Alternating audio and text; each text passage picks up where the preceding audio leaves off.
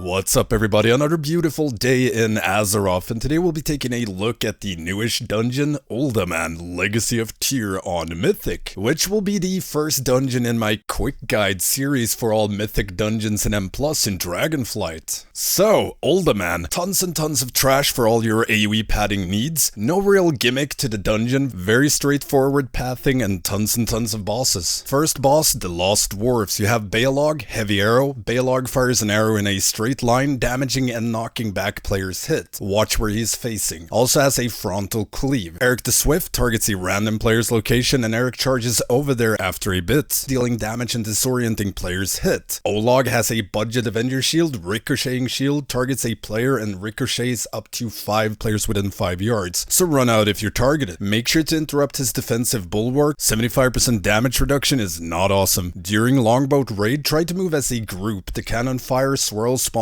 at player's location, and if you kill a Viking outside of longboat raid, he will jump into the longboat and continuously rain fire upon thee for the rest of the fight. Moving on to the second boss, we have BROmach. Boss spawns Trog ambushers and geomancers. Ambushers leap at random player's location, dealing damage where they land. Geomancers, chain lightning and stone spike needs to be interrupted, and you want to stack them up on boss if possible. Move out of BROmach's thundering slam. 12-yard circle deals a ton of damage if you get hit, and you want to nuke down the quaking totem that spawns to stop it from AoEing. Doing so will also stun all Trogs, including the boss, within 8 yards of the totem, and it increases their damage taken by 200% for 10 seconds. Now the boss will also cast Bloodlust for him and his Trog, so try and time the totem stun for this. Every Bloodlust, stun it with a totem. Then we have the third boss, Sentinel Talondrus. Boss generates energy over time. At 100 energy, she becomes immune to stuns and deals 50% more damage. Now to keep this from happening, you need to stun her by dragging her through resonating orbs to reset her energy. 3 players get targeted by these, and after a few seconds drop the orbs at their location. These orbs stun players and or enemies for 6 seconds. Now the boss will also be buffed with 2 stacks of Inexorable, which makes her immune to stuns, so you will always need to drag her through 3 orbs to reset her energy. Now be careful when boss casts Crushing Stomp so you don't get knocked into one of the orbs and get stunned. Now on top of this, the boss also gains 10% damage increase following every stun. Then we have the fourth boss, Emberon. Searing Clap, frontal cone that follows the tank, don't get smacked, also applies a dot to everyone in the party. Now after a bit, 4 vault keepers around the room will get activated and launch flamey balls that travels towards players, explodes if you touch him. And then you have Unstable Ember, targets everyone in the party, 7-yard circle erupts after 3 seconds, spread with these. At 100 energy, boss goes immune and moves into the middle of the room, and players will take ticking fire damage during this intermission. Avoid the fire beams that rotates around the room and nuke down all the awakened vault keepers that are channeling into the boss. As soon as they're dead, phase 1 begins again. And then we have the final boss, which is Chrono-Lord Deios. Now the boss will spawn eternity orbs that falls from above, dealing damage on impact and forms an eternity zone. And these zones deals a lot of damage if you stand in them and decreases your haste by 30%. And at 0 energy, boss will rewind time flow, dealing damage to everyone in the raid, and during this, all zones are now temporal and instead increases your haste by 50%. Wibbly wobbly,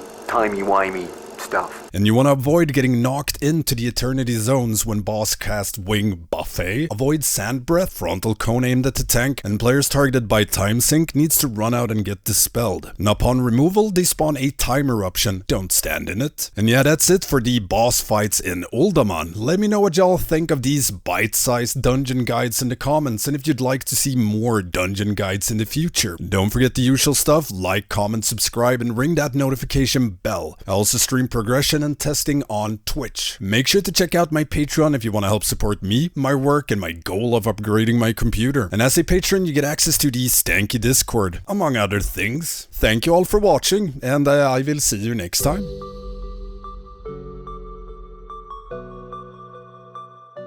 Oh, free rat.